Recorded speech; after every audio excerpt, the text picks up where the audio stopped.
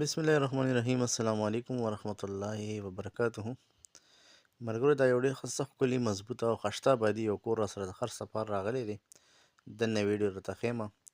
لوکیشن د دې دی 400 روډ باندې خزانه شکر میل ته مخامخ د مصیر خان کبابي شاته د مین 400 روډ نه تقریبا پیدل د 4-5 منټو فاصله د پیدل. صحیح ده.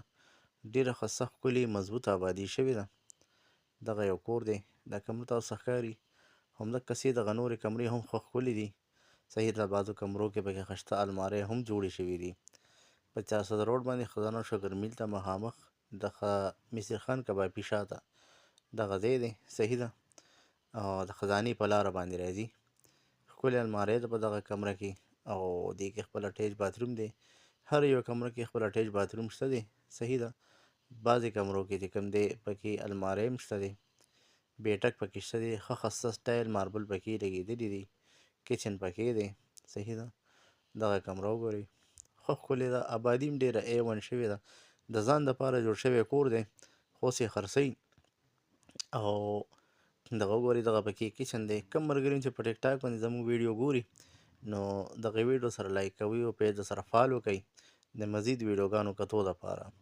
ښه خسته 2 ګاډي پکې ودرېږي. پلو صحن دی د دې کور. صحیح ده. او دغه وګورئ. بره د دې کمرو د باترومونو د پاسه سټور هم شته دی.